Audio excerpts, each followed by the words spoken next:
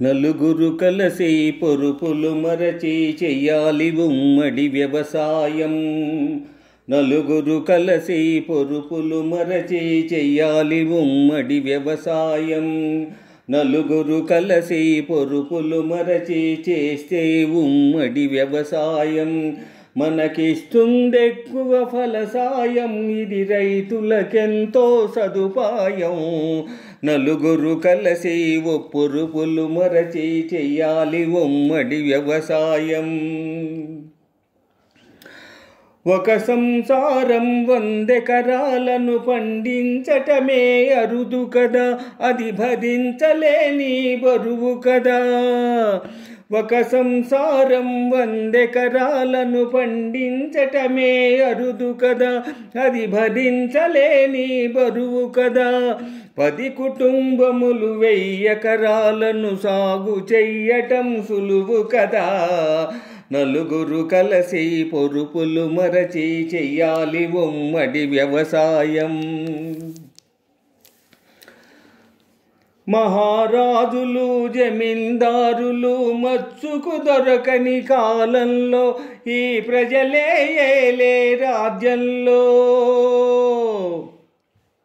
మహారాజులు జమీందారులు మచ్చుకు దొరకని కాలంలో ఈ ప్రజలే ఏలే రాజ్యంలో.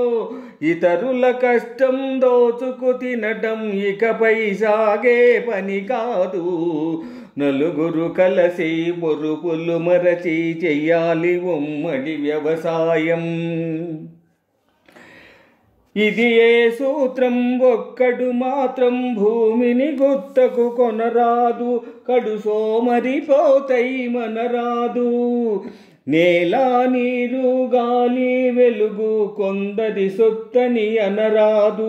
అవి అందరి హక్కై అలరారు.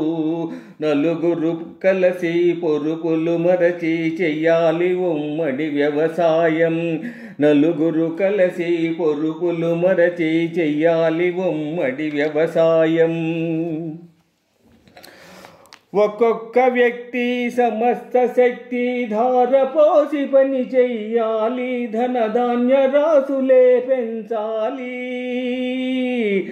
ఒక్కొక్క వ్యక్తి సమస్త శక్తి ధారపోసి పని చెయ్యాలి. ధనధాన్య రాసులే పెంచాలి. కూటికి గుడ్డకు లోటు లేక తనకవసరమైనవి పొందాలి. నలుగురు కలిసి పొరుపులు మరచి చెయ్యాలి ఉమ్మడి వ్యవసాయం. నలుగురు కలిసి పొరుపులు మరచి చెయ్యాలి ఉమ్మడి వ్యవసాయం. నలుగురు కలిసి పొరుపులు మరచి చేసే ఉమ్మడి వ్యవసాయం మనకిస్తుందెక్కువ ఫలసాయం. ఇది రైతులకెంతో సదుపాయం. నలుగురు కలిసి పొరుపులు మరచి చెయ్యాలి ఉమ్మడి వ్యవసాయం.